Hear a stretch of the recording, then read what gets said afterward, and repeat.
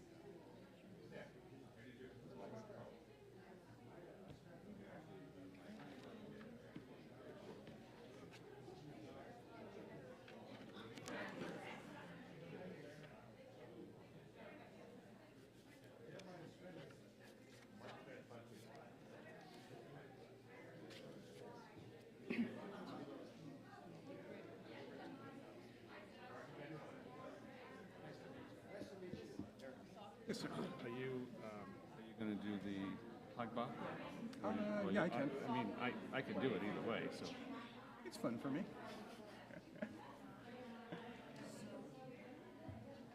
okay.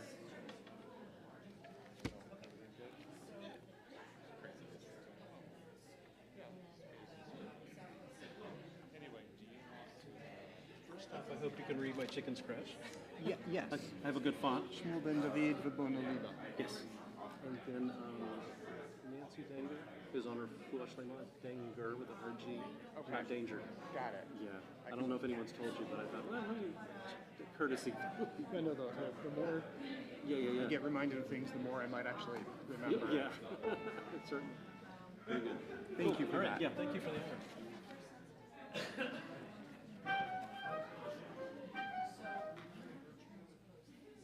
Oh.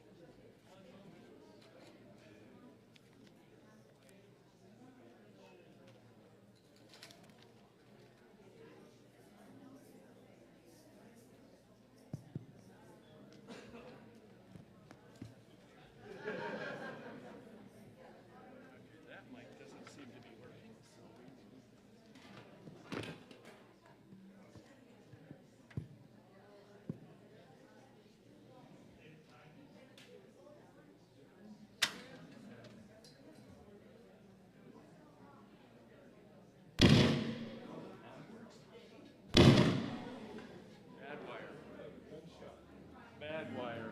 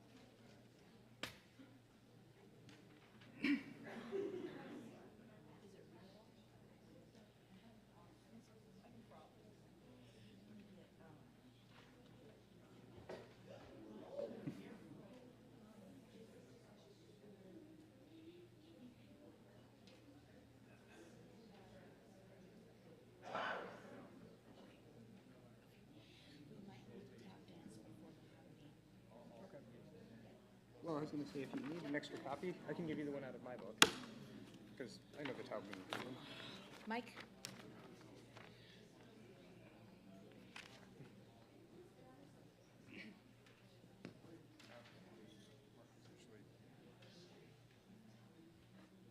just gave them my copy.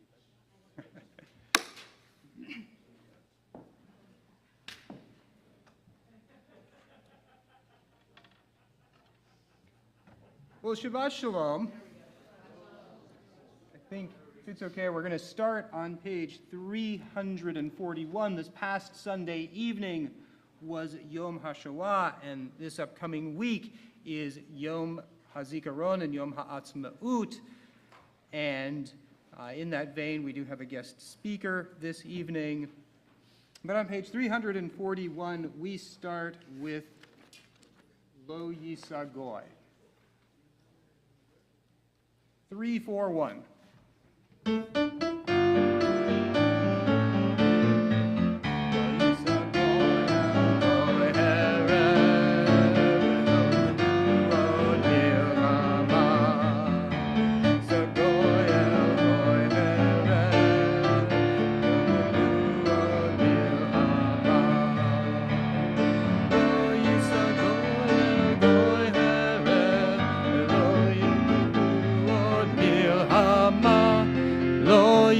Goy el goy hereb, lo yilmedu od milhama. Yisa goy el goy hereb, yilmedu od milhama. Yisa goy el goy hereb, yilmedu od milhama. Lo yisa goy el goy hereb, lo yilmedu milhama, lo yisagoy el goy hereb, lo yilmedu od milhama. Yisagoy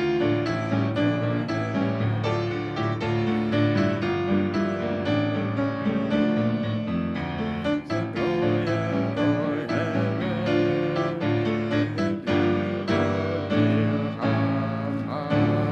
yilmedu od milhama. Nation shall not lift up sword against nation, neither shall they learn war anymore. I invite forward the Eisenberg family. I know Jeremiah has gotten himself set for L'chadodi, but you can join your parents and your brothers who may want to go up with you as you lead us in the candle lighting. I invite the congregation to rise.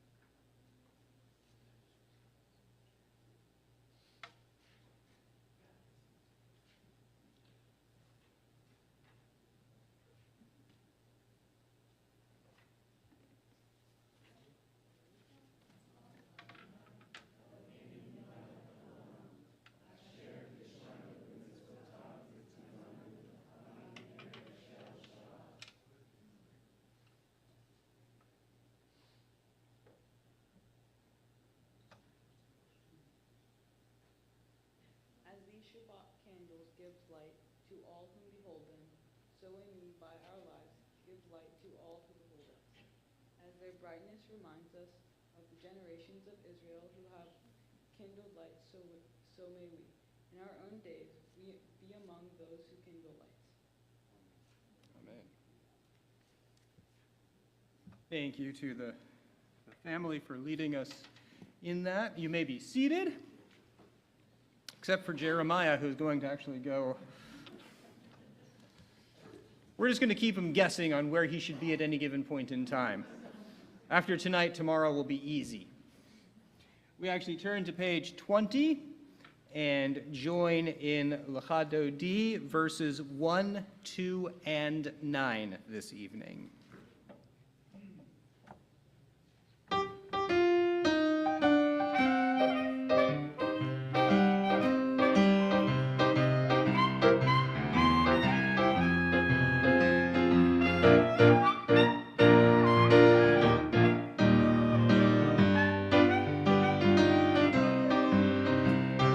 Hadodi likrat gala, b'nei Shabbat nekabela.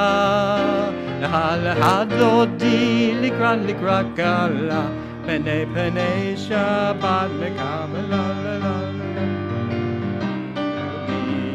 Likrat gala, b'nei Shabbat nekabela. Hadodi likrat gala, b'nei Shabbat nekabela. Shamo v'zacho b'dibur echad, ishmi'anu el hamichad, Adonai echad u'shemo echad, l'shem u'tiferet v'liti la la la la la la la. Hadodi likrat gala, b'nei Shabbat nekabela. Hadodi likrat gala, b'nei Shabbat nekabela. Likrat Shabbat lechu v'nelcha, ki mekor haberacha, merosh mikedem nesucha. Sof ma'aseh b'machshava tchila la. Hadodi likrat gala, b'nei Shabbat nekabela. Hadodi likrat gala, b'nei Shabbat nekabela. Ovi v'shalom atzeret bala, gam b'simcha u'b'tzola, toch emunei am segula.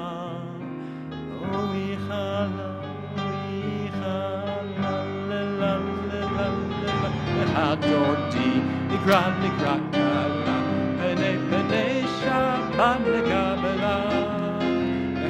Hadodi likrat gala, b'nei Shabbat nekabela.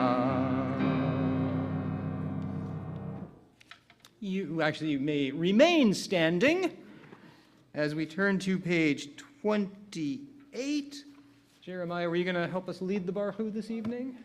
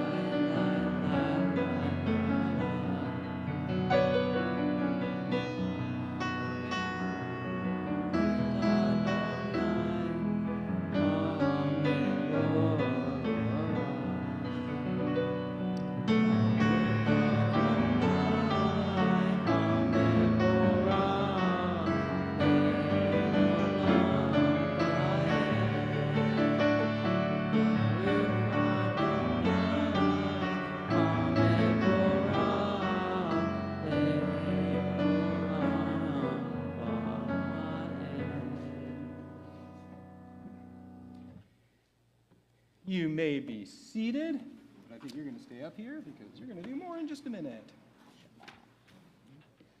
On page 30, the Hatimah, the Hebrew concluding that section, Adonai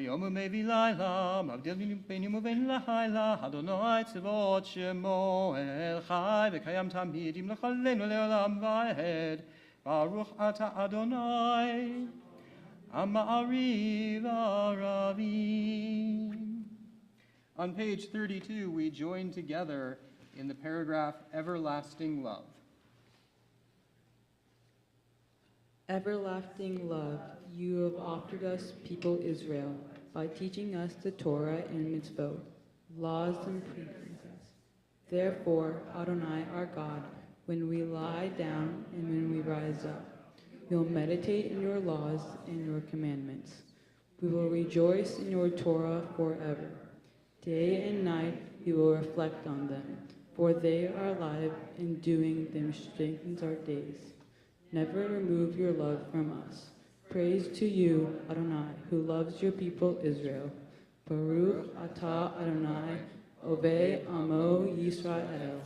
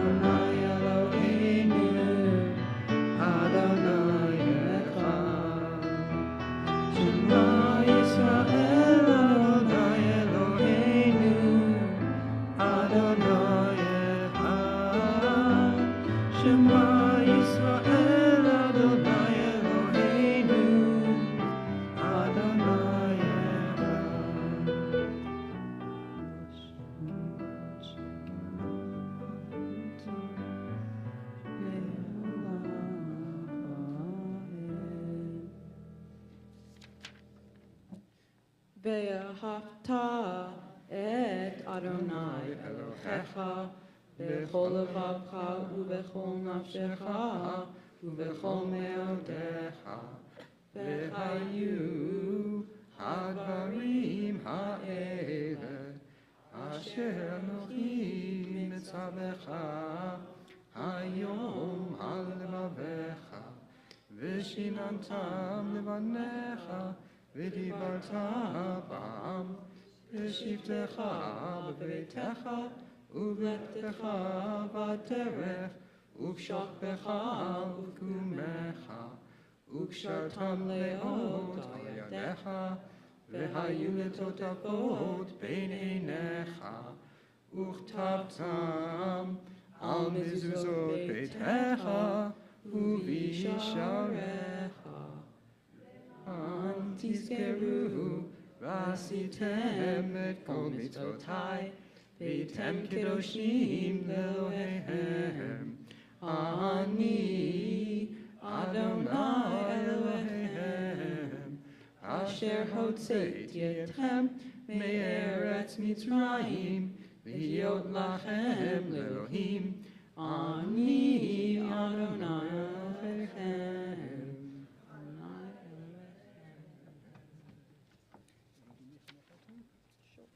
Okay. We continue on page 40, our song of joy and exultation, having crossed the sea of reeds to freedom, Mi Chamocha.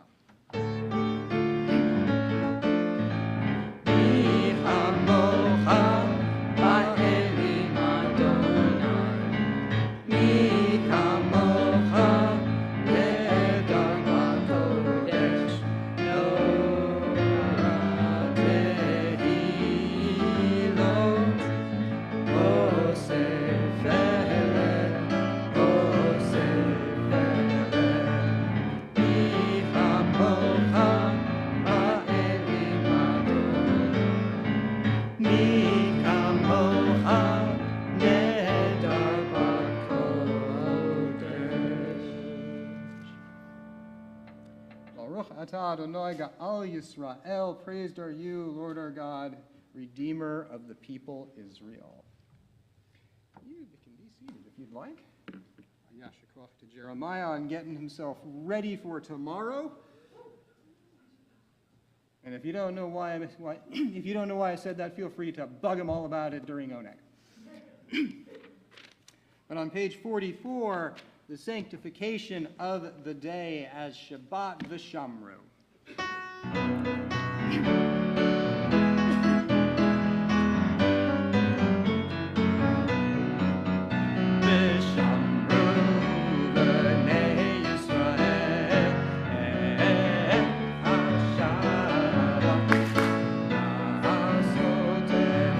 Shabbat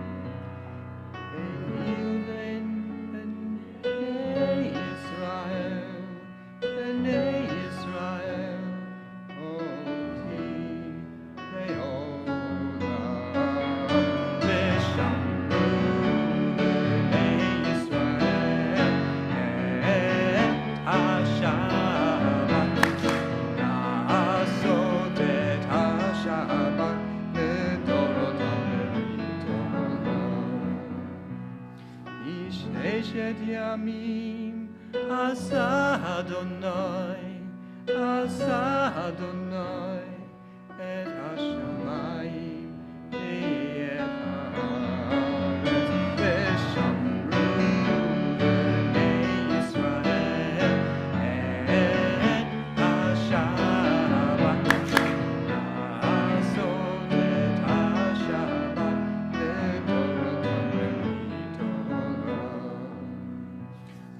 Vayom hashvi, Shabbat vayinafash, Shabbat vayinafash, Shabbat vayinafash, v'shamru b'nei Yisrael, et hashabat, asot et hashabat, v'torah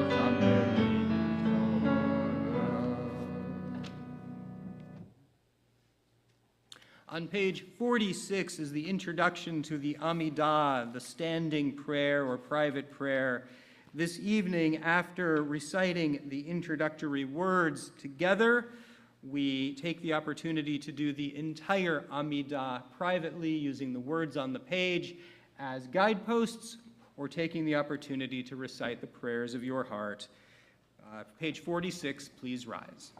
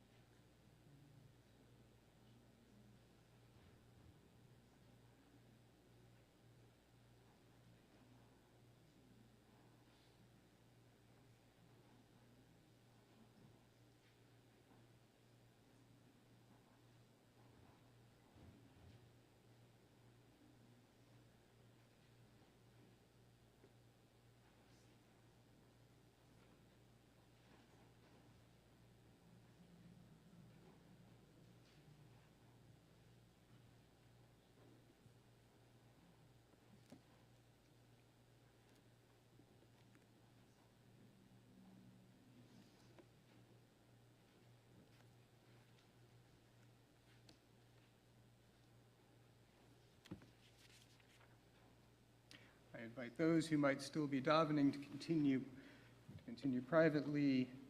We turn, however, to page 246 for the taking out of the Torah.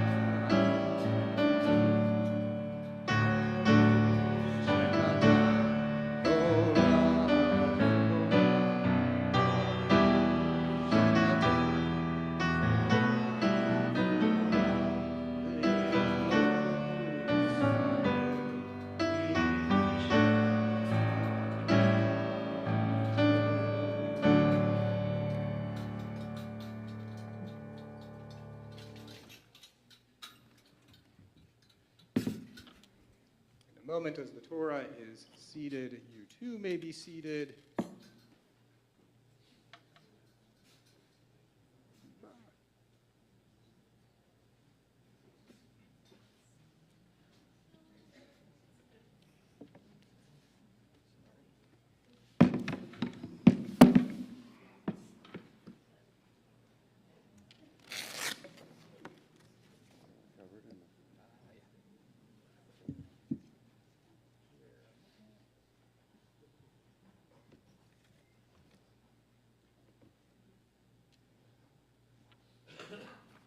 Jeremiah will read for us this evening from Parashah Kiddushim.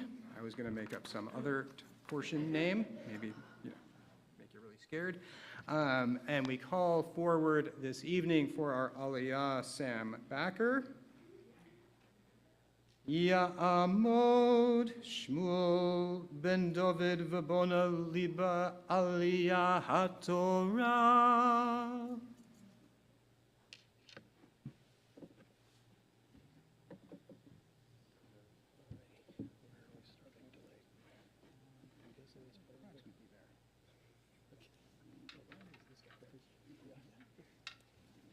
Baruch et Adonai Hamvorach. Baruch Adonai Hamvorach le'olam va'ed. Baruch Adonai Hamvorach le'olam va'ed. Baruch atah Adonai Eloheinu melech olam, asher bachar banu mikol hamim v'natan lanu et Torato. Baruch atah Adonai notein haTorah. Amen. Amen.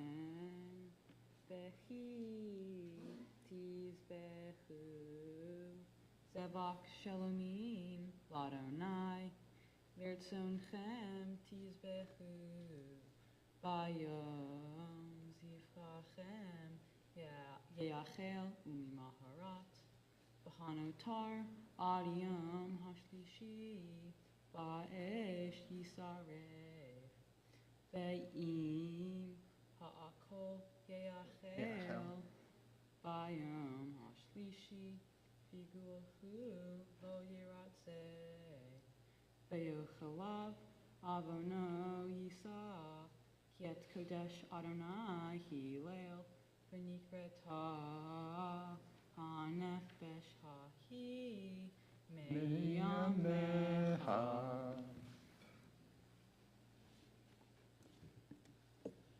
Baruch atah Adonai Eloheinu melech olam, asher natan lanu Torat emet v'chayei olam nata b'tochenu.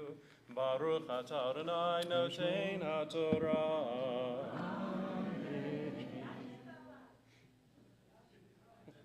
Just as you have been called upon and stood up here diligently and so well, the words of Torah inspire you so that you are able to step in as needed at all times. I invite you to rise for the lifting and wrapping of the Torah.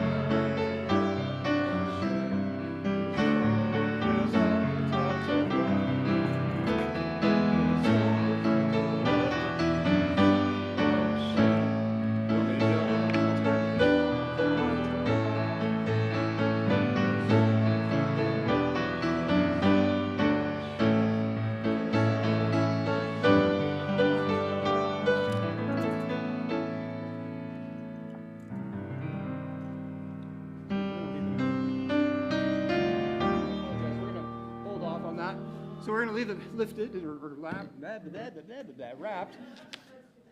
And because I forgot that we're going to do the Mishabera. But the Torah is still out, so we're good.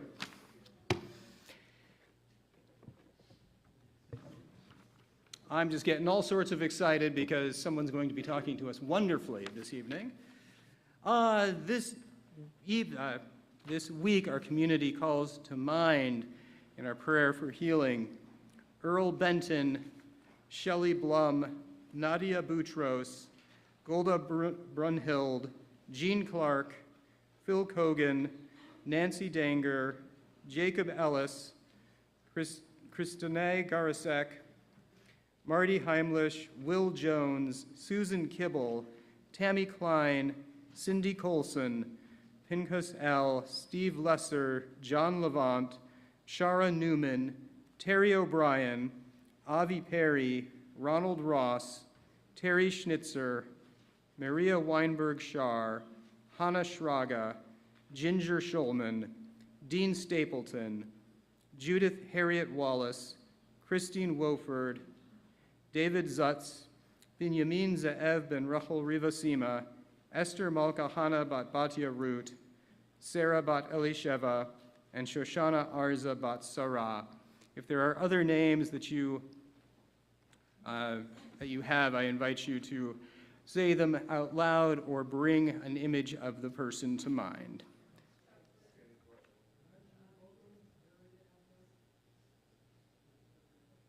We join together.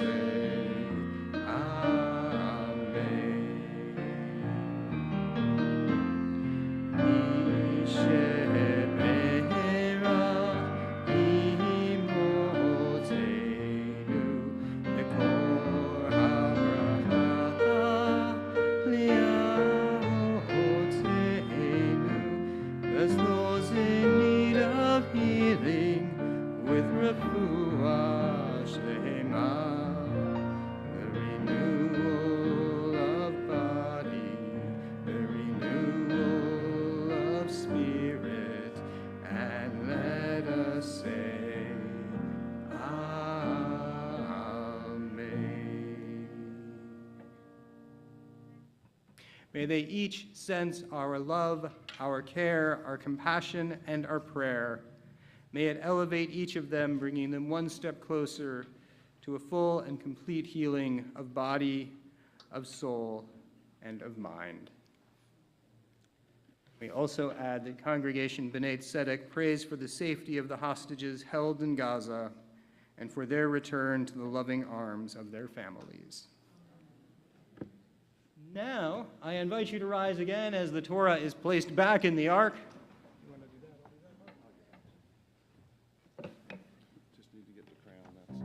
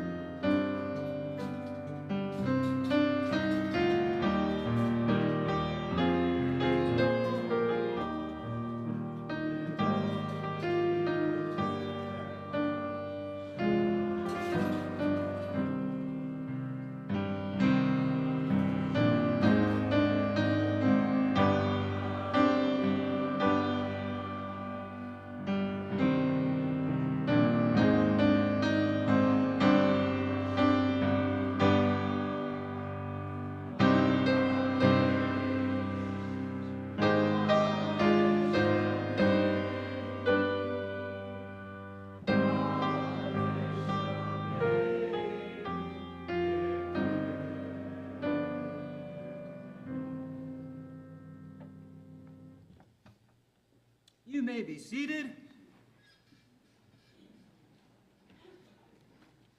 We have the pleasure and honor this evening of having Randi Biederman here with us. She will be talking about, well, let's see if I remember correctly, that her hobbies include horticulture, and you are a retired teacher? And, spent some time writing, especially over the past, for approximately 20 years, working with her husband, Mark of blessed memory, working on her book, that if I say it now, I'm going to get it wrong, but it's Schindler's Listed. Okay, Schindler's Listed. Without further ado, I invite Randi up here to talk to us.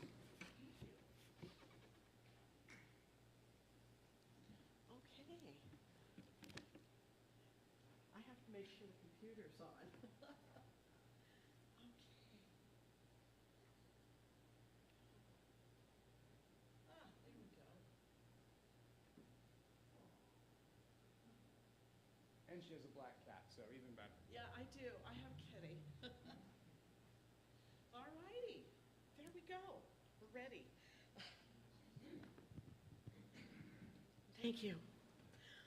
Okay, anyway, thank you for attending this evening. I'm always grateful to have an audience and to be able to tell the story of my family. And interestingly, I was just looking back because Cantor Sagan invited me to speak here at the congregation in commemoration of Yom HaShoah, which was last weekend. And, I had to look back because I wanted to see when was it she invited me, because it felt to me like it was a different kind of world then, and it was. I got invited to speak here on September 19th of 2023. That's when I got my first email contact saying, hey, we'd like to have you come and speak. And I'm thinking, wow, okay, great. And now it's a different world than it was in September. Things have changed, and I have always felt that the Holocaust stories are important to learn, to study, to remember, and particularly so now, because I find the world's a much different, scarier place. I mean, we know the world's never been an easy place to be Jewish. And just lately, in the past few months, it's almost like every time I turn on the news, I'm thinking, is this 1936 and I'm living in Berlin? So anyway, follow me through my story. There's the picture of the book. This is what got me invited. And these are the folks that really are the basis of the story. These are my beloved in-laws of blessed memory, both Polish Holocaust survivors. Back in Poland, they were known as Hersh and Salomea, and somehow, by the grace of God, they survived the Holocaust and ended up in a displaced person camp in Krakow, Poland, where they met, fell in love, and got married really quickly. They met in October of 1945, really soon after liberation, and they were married by January 1946. Got out of Poland really fast and worked their way to Austria, where they lived in Linz in a displaced persons camp called Bindermickel, and made their way to the United States from there. And when they arrived in New York, getting off a boat, they renamed themselves Harry and Sally. So my in-laws were the original when Harry met Sally, and they were a love match. And then they landed on the shores of the United States and thought, okay, this is it. We're all that's left of the family. They made their way to Detroit. That's where their kids were born. That's where they had their lives. And my late husband, Mark, was the second of their sons. And Mark knew right away that his family was different because he'd go to the neighborhood birthday parties, barbecues, and he'd be looking around and there'd be all kinds of people. they'd be in these backyard parties, and there were grandparents and aunts and uncles and cousins. And Mark came home and he realized he had none of those. And he was about 6, and he started asking his parents, what's the story here? Why do I have none of these people? And his parents said, oh, they were all killed during the war. And I mean, that's a pretty hard hit for a 6-year-old. Wow, all my family were killed. And he tried to learn a little bit himself. He was a bright kid. And he would get books and try to read and try to make sense out of what happened with his family. And he kind of learned not to ask his parents because they'd either deflect, cry, or say, we'll talk to you about it when you're older.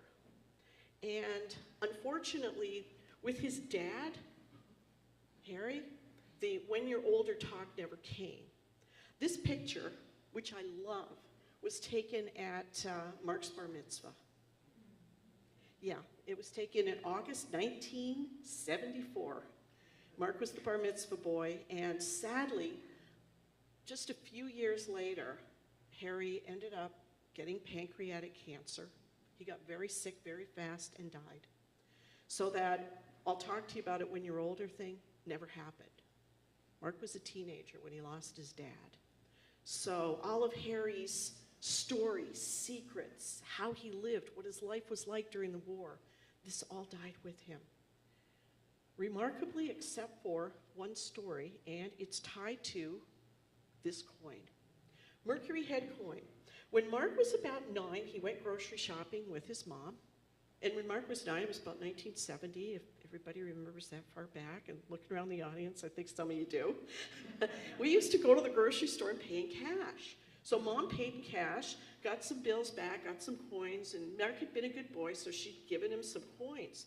And he finds this Mercury head dime, which he's really excited, so he can hardly wait to get home to show his dad, to say, Dad, look it, I got this great coin. I'm going to start a coin collection. And something about seeing his young son's enthusiasm and this coin just triggered something in Harry, and he actually said something about his life back in Poland. And he said, oh, my family had a coin collection back in the old country.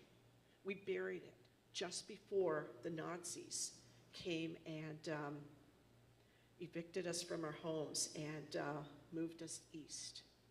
So just prior to deportation, coins were buried in the yard. And that was it. That was the only thing he ever told his son about his past. And that brief statement stuck in the recesses of young Marky's mind for years and years. Never got brought up again, never talked about again, but it stayed there. And then years passed. Harry died. Mark went off to Michigan State. He got a degree in animal science and then stayed for another 4 years at Michigan State and got a veterinary degree. And when he was kind of in the middle of his veterinary degree, his mom called him and said, you know what, can't stay in the home anymore. She said, it's too big, too many memories, I want to move. So he said, okay, I'll come home this weekend, we'll start pulling the house together, getting it ready to sell. And he went to his dad's nightstand with a box. He figured, okay, I'm going to clear all my dad's stuff out. And he started finding these pictures. And he said, Mom, who are these people? What are these old pictures Dad has? And his mom says, oh, that was your dad's mother and 2 of his sisters. And Mark was like, Dad had sisters? I mean, that was the level of secrecy in this family, that here he was in professional school in his 20s, and he had no idea that his dad had had sisters. So there were other pictures.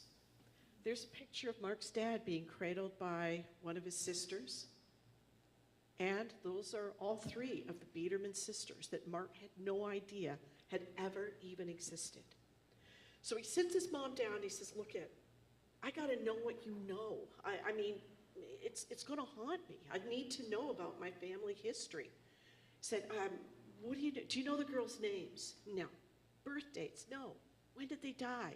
During the war. And he said, geez, what do you know? You were married to this man all these years. What do you know? And she said, nothing. We left it all behind. So Mark said, okay, it's 1984.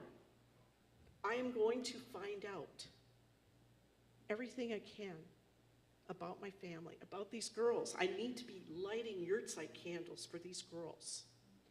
And so he made it his quest. And he sits his mom down to try to find out her story, which mercifully he did this before she died. So he knows her story, but the dad's story, what do you know? And she said, well, his name was Hersch Biederman, and he came from Krosno. It's like, okay, here we go. Here's the map, here's Poland. Here is Krosno. Just here. Tiny little town in the far southeast corner of Poland, right near the Ukraine border. So he said, okay, I've got his name, got the town, I'm gonna go on a letter writing campaign. So he pressed his mother into service, trying to write letters to Krosno Town Hall, Vital Records, trying to get information. The biggest problem was Poland was still very firmly at this point under the rule of the Soviet Union. So there really wasn't a free flow of information. He never got any responses to any of his letters. He tried the Red Cross, a lot of things. You gotta read the book, right? Everyone's gonna read the book after this. It describes it more in detail, but the reality is he got no information. So time goes on, he's busy with, school and life and trying to set up a veterinary practice, and then eventually I meet him. And he tells me this story about his family, and I'm like, well, what have you done? He said, I've written a lot of letters. And I'm like, well, by the time I had met Mark,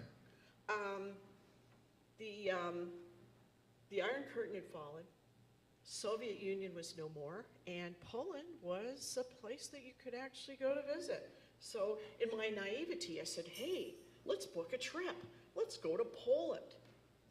And seemed like a good idea at the time. So I called my friend who was a travel agent, and I said, Rita, can you book Mark and I to Poland? And at that point, she's saying, gosh, why? Why would you want to go to Poland?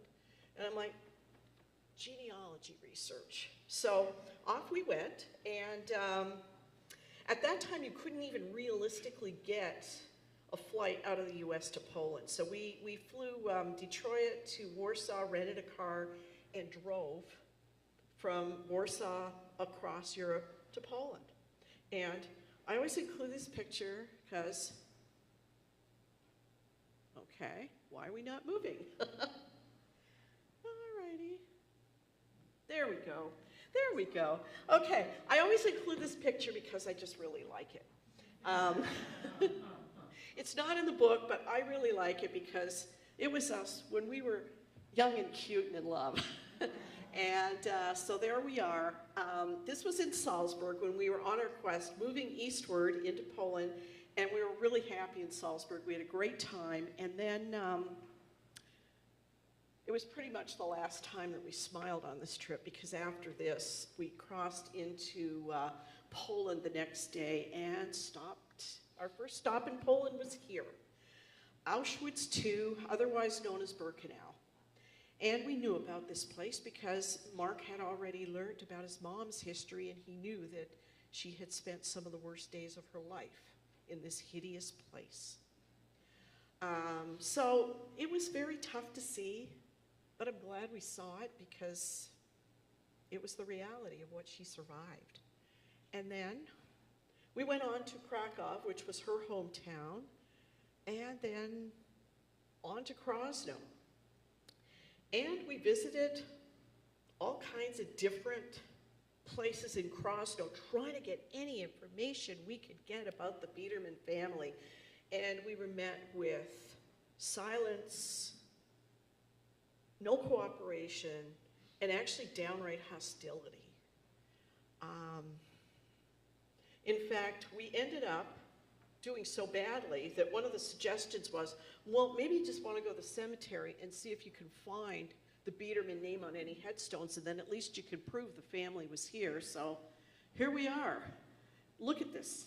I mean, toppled headstones, overgrown with weeds. I mean, it was a shanda seeing this place.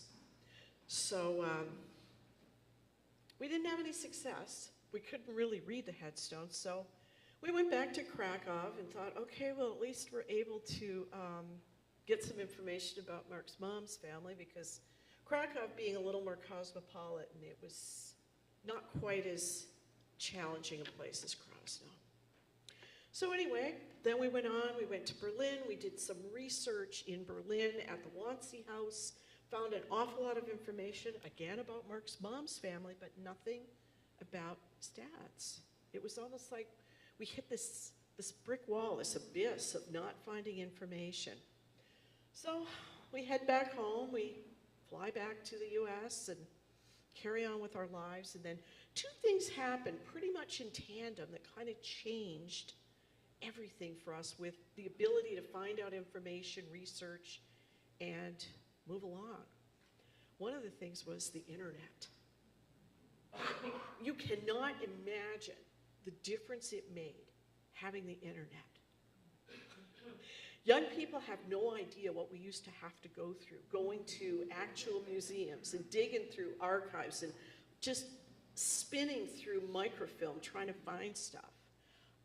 It was pretty arduous, and suddenly, $19.95 a month, we had unlimited AOL access through a telephone modem that we used to have to put in that box thing. Wasn't great, but hey, it was just such a boon to our research. And then something else that happened almost in tandem was one of Mark's horse clients. Mark ended up being an equine surgeon, a horse veterinarian, horse surgeon. Interesting choice of occupation for a urban Jewish boy, but for some reason he was drawn to horses and he was good at it. So anyway, one of his horse clients, who was also a World War II history buff, was watching a documentary on TV on the making of Schindler's List, the movie. And the camera panned across Schindler's List, and he's watching this, and the name Biederman just popped up. And he said, gee, that's my dad's name. Maybe I should find out if his dad was on Schindler's List. I know his parents were Holocaust survivors, but who knows? So he called Mark up and said, any chance your dad was on Schindler's List? And Mark said, well, I don't know. He never said anything, but he never said anything about anything anyway, so who knew? And so what did Mark do? He had the internet. He goes on and bang, there it is. There is the list. First page of the list. His dad is number 3. Biederman, Hirsch, 7th, 9th, 1925, Mark's dad's birthday. And he's like, oh my goodness, my dad was on Schindler's List. I mean, and that was amazing for a number of reasons. Number one, his dad was part of history. Number two, this was back in the 1990s. There were 1,200 people on this list. Many of them may still have been alive and could have given Mark information. And I think the other thing to point out that I always thought, geez, you know, there were so many things that, and if you read the book, you will see there were so many serendipitous things, like little kind of gifts from God that we thought, you know, we're never going to find anything, we're never going to get there. And these things just dropped in our lap. This was one of them. And it was really significant that he was number 3, because if he'd have been buried, you know, number 925 on that list, we would never have known it. It was just by that quirk of this guy watching and seeing the list panned, the first page. So there we are. He's got the internet, he's got the list, he knows that his dad was on this list. So, what does he do? Goes on to Schindler's List survivors' chat sites and posts and says, did anybody know Hirsch Biederman from Krosno that was on Schindler's List? And within a week, he gets a response from Alexander Bialowitz White, an Americanized name, obviously, but physician living in Phoenix, got a hold of Mark and said, yeah, I was number 269 on the list, and I knew your dad. I knew your dad. But here comes the next thing. He wasn't from Krosno. He was from Lodge. And Mark's like, wait a minute, that can't be right. That can't be right, because the only thing my mom knew about him was that he was from Krosno. This can't be right. And he said, no, he said, you know, and Mark said, well, could there have been another Hersh Biederman? And so he said, well, send me a picture. The youngest picture you have of your dad, which this was Mark's dad's youngest picture. He sent it to Phoenix and said, okay. And he said, yeah, that was the man I knew. That was the Hersh Biederman I knew. He was from Lodge. So that changed everything, because we'd been barking up the wrong tree, going to the wrong place and writing to the wrong place, trying to get information. It's amazing how this happens, isn't it? So anyway, here's the map. Where's Lodge? If you take a look just below the D in Poland, there is Lodge, right in the middle of the country. Completely different location than where it was, the place that we thought he was from. So it was actually good, though, that he was from Lodge for a number of reasons. Lodge is the second largest city in Poland. There were so many survivors that came out of Lodge that when they first arrived in the United States, the Lodgers used to produce a quarterly newsletter called the Lodger. So, I mean, hey, there's a lot of Lodgers, you know, maybe one of them would know. So, of course, immediately Mark goes to his mom and presses her into service and says, look, you're connected within the survivor community. Come on, you know, help me. Talk to the people that are from Lodge. Ask if anyone knows Dad. And she said, nobody will know him. He wasn't from Lodge, he's from Krosno. You know, Jewish mother. She was right. So anyway, she asked around Detroit. And everybody's like, what are you asking? He was from Krosno. So interestingly, here we go, the next serendipitous event. It's March of 2001. It's been a long winter in Detroit. And Sally says, I'm going to go to Florida. I'm going to go see some friends in Florida, spend some time there, get out of the cold. So she goes down to Florida. One day she's in Boca Raton, goes into deli to get herself some pastrami, and she gets her sandwich. She's got it on a tray. She turns around to go get a seat, and she sees a man sitting at a table reading a Lodger newsletter. Amazing. So she goes up to him. She says, oh, hello, you know, you from Lodge? He says, yeah, why do you think I'm reading this newsletter? So she sits down with him, and she starts talking. She says, you know, my son's got this idea his dad's from Lodge, but I don't really think so. Did you ever know anybody named Hersh Biederman? And he looks up at her, and he says, yeah, I did. I knew him. I mean, how does this stuff happen? Another one of those gifts. So he writes out his phone number. His name is Izzy Alavek, and he said, when you get back to Detroit, have your son call me.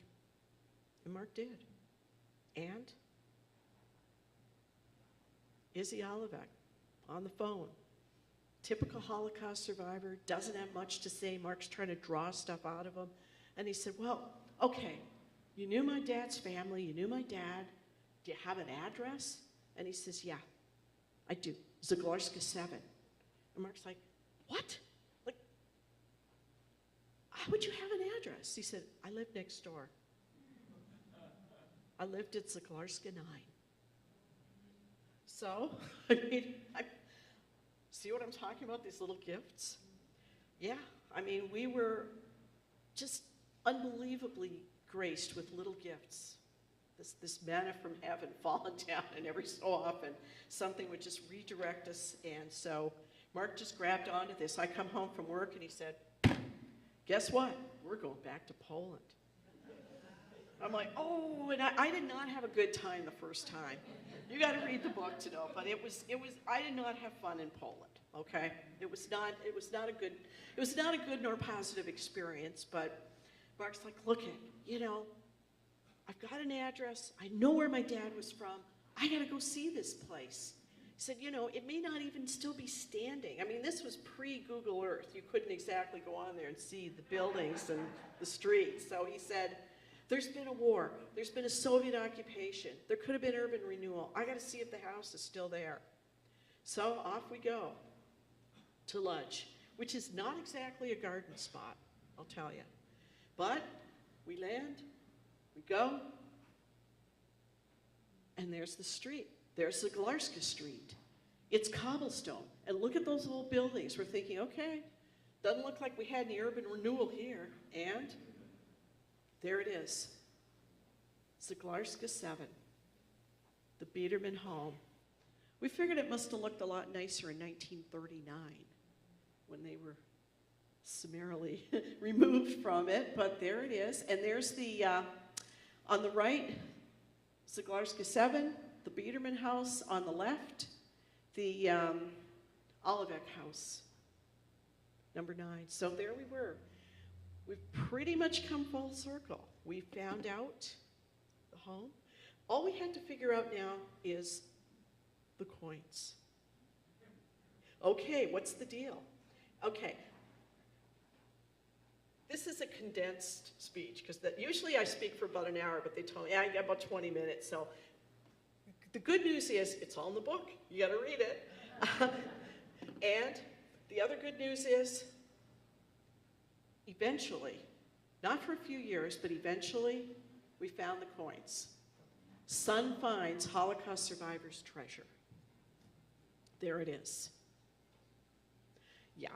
The coins were sitting in a white ceramic teapot buried 3 feet down. And it was big news in Poland. This was a huge article that was written and was published across Poland by a journalist named Joanna Podolska, whom Mark befriended when he was in Poland doing the search for the coins. And so anyway, when Mark was leaving Ludge, Joanna said to him, this has been great, you know, I've got the story of my life here, my career is cemented now. She said, is there anything else that I can do for you? And he said, yeah, there's one thing. He said, I don't know my father's sisters' names, nor their birth dates. Do you think you could use your journalistic influence and go to City Hall and get me birth certificates? She said, I'm going to see what I can do.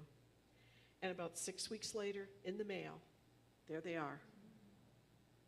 We have 3 birth certificates.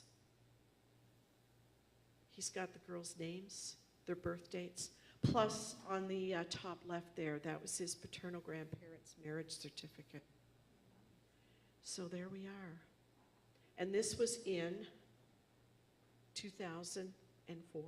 So 20 years, the 20-year quest. He found out the history of his family, the names, birth dates of the girls, and the coins were found. So that's it. And that is my story. And I hope to talk to you about it later in the hall, because I'll be hanging around. If you have questions, I would love to answer them. And I guess that's it. Do I turn this back over to you? Thank you. Thank you so much. Thank you, Randy. It's appropriate that just as the story goes from almost lost to found, that we go from celebrating or remembering, not celebrating, Yom HaShoah, and we move towards Yom HaAtzmaut, that just as it seems that the Jewish people were going to be lost to history, they found quite a home.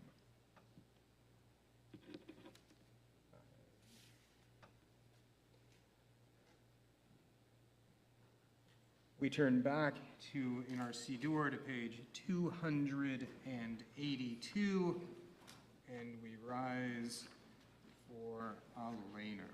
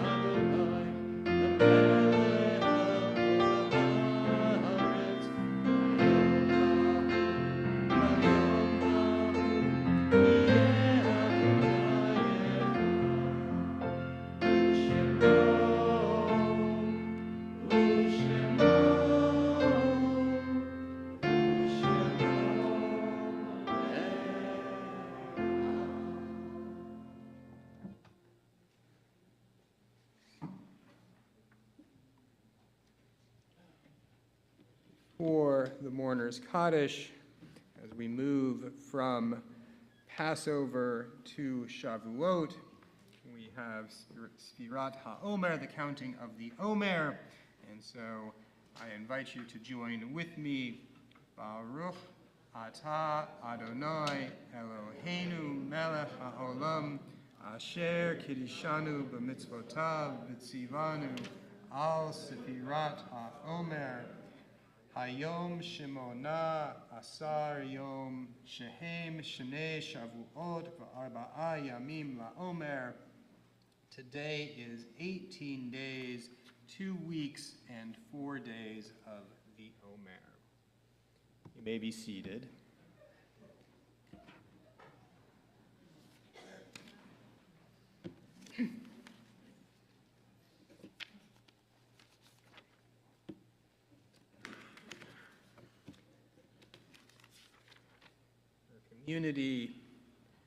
In our community, observing Shloshim, we observe Shloshim for Mrs. Zelda Siskind, cousin of Sam Backer, Bruce Richardson, stepfather of Dr. Sean Sagan and grandfather of Liana and Esty Sagan, and Shamsi Raseknia, who passed away this past week, and whose funeral was on Tuesday. Mother of Joe Raseknia and Janet Schaumer, and grandmother of Aaron Raseknia. We also observe the yortzites of the following. If you are saying yortzite for them, I invite you to rise as the name is read. Leon Badler, Arthur Behrman, Pearl Behrman, Charlie Gallen, father of Suzanne Swayze, Charles Haftarzik, brother of Mindy Edberg, Abel Samuel Henry, Louis Hirschfeld, Adam Inlander, remembered by Janice Newfield, Gloria Karp, cousin of Faith Hirschler, Lillian Fendel Kemeny, aunt of Robin Einstein, Robert Letson, father of Eileen Stutman, Selma Lish, mother of Jackie Williams, William Mann, Sarah Nodiff, aunt of Benjamin Dolgan, Rosa Oxenstein, Julius Roman, Ressie Roman, Tauba Schwartz, grandmother of Larry Sirota, Samuel Schuper, father of Jack Schuper, Julius Trebitz, father of Tanya Klugman, David Warshawski, father of Gita Fisher, and Robbie D. White, mother of Sandra Anderson. Are there any other yortzites to acknowledge? I invite the community to rise in support of those saying Kaddish, and for those who do not have anyone to recite Kaddish for them. Yit gadal v'yit kadash shemei rabbah, v'yalma divrach birute v'yamlich malchute, v'chayechon u'vyomechon u'chayei dechol beit Yisrael, v'agalau v'zman kariv v'imru amen. Yehi shemei rabbah mevorach le'olam u'lamei amaya. Yitbarach v'yishtabach v'yitpo'ar v'yitromam v'yitnaseh. V'yithadar v'yithaleh v'yithalal shemei dekudashah barichu. Le'ela min kol birchata v'shirata. Tush b'chata v'nechemata. Damiran b'yalma v'imru amen. Yehi shalama rabba min shemaya. V'chayim aleinu v'al kol Yisrael v'imru amen. Oseh shalom b'mirmav, hu ya'aseh shalom aleinu v'al kol Yisrael v'imru amen. Zichrona livracha, may their memory be a continued blessing to all who knew and loved them. You may be seated. I invite forward Mike Tucker on behalf of our board for announcements. Shabbat Shalom. My name is Mike Tucker. I am representing the Board of Directors for CBT. First, we'll do the thank yous. So tonight, we're going to start with the streaming and the oneg, sponsored by the Eisenberg family in honor of Jeremiah's bar mitzvah, which is tomorrow. And you know what? There's going to be something going on here tomorrow based off of what we just saw this evening. So you're ready to go, Jeremiah. We also want to thank John Tice over there and Howard back there. And of course, Catherine for the beautiful music as always. Some of the upcoming events which are listed in your brochure.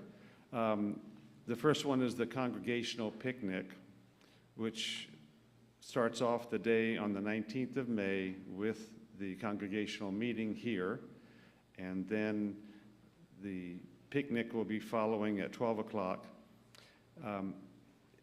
If you want to sign up for it, you need to sign up at cbtfv.org/picnic. So what's written in the thing is not exactly accurate. It says lunch, but it's not, it's a picnic.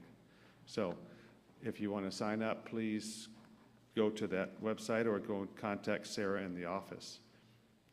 And then we have our gala coming up on June the 8th. And I think that Alan is here somewhere. Come on up, Alan.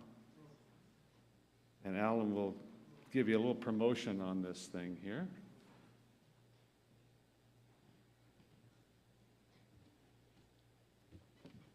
Good evening, Shabbat Shalom. So on June 8th, from 6 to 10, we have an amazing gala ready for all of you. But May 19th is an important day too, because May 19th is the last day that you can get tickets at the early bird price, which is only $99. Now, I want to make it clear. Some people can, we're all different when it comes to financial of what we can and can't do, but everybody can support the temple in one way or another when it comes to the gala. Whether it be a raffle ticket for $25, whether it be a tile, which actually are out in the lobby that you can see examples of. Those are just examples that are out there now. We do already have 4. Rabbi Einstein, the Saltzmans, there's 2 more, and I'm totally blanking, so I apologize for the 2 that I'm missing. But get them quick. We only have a certain amount that are available because there's only a certain amount of tiles that are that big in the lobby. But it's going to be a lot of fun. We finally have our caterer all locked in place. It's going to be a Wild West. We're turning the social hall and the synagogue into a Wild West 1800s saloon. And we're going to have a Wild West stunt show. We're going to have a magician. We're going to have a murder mystery here in the for the evening. So it's going to be a lot of fun. So come, enjoy, support the temple. and let's have a great time. Look forward to seeing you there. Okay, so please join us after the service in the social hall for the oneg. And then also, please come tomorrow to celebrate with Jeremiah and the family, his becoming a bar mitzvah. And we all look forward to that. Shabbat Shalom.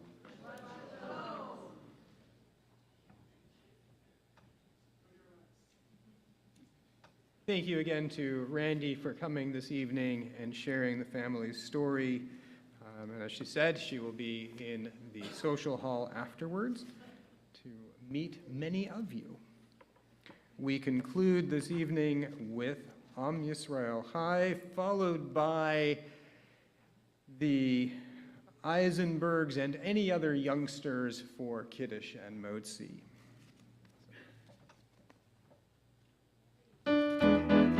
Page 294, maybe. Am Yisrael, Am Yisrael, Am Yisrael. Am Yisrael, Am Yisrael, Am Yisrael. Am Yisrael, Am Yisrael, Am Yisrael. Am Yisrael, Am Yisrael, Am Yisrael. Od Avinu Hai, Od Avinu Hai, Od Avinu, Od Avinu, Od Avinu Hai, Od Avinu Hai, Od Avinu Hai, Od Avinu, Od Avinu, Od Avinu Hai. Am Yisrael, Am Yisrael, Am Yisrael. Am Yisrael, Am Yisrael, Am Yisrael Hai. Am Yisrael, Am Yisrael, Am Yisrael Hai. Am Yisrael, Am Yisrael, Am Yisrael Hai. Od Avinu Hai, Od Avinu Hai, Od Avinu, Od Avinu, Od Avinu Hai. Od Avinu Hai, Od Avinu Hai, Od Avinu, Od Avinu, Od Avinu Hai.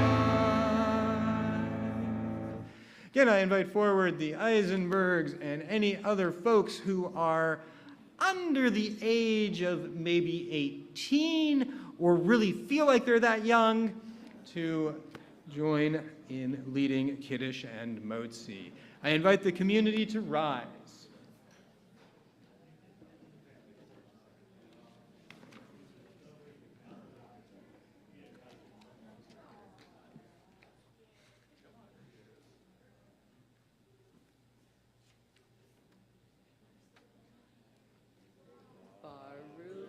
Adonai, Eloheinu melech haolam, Orei peri hagafen.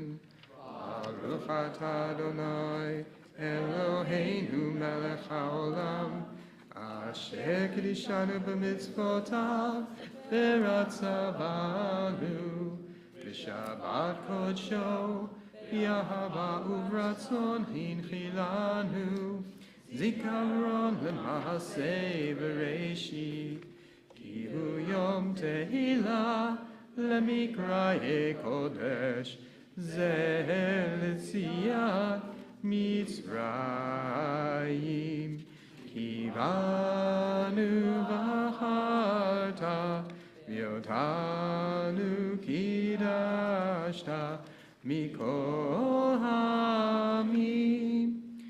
Shabbat kodshecha, b'yahava uvratzon, hinchaltanu. Baruch atah Adonai, mekadesh hashabbat. Amen.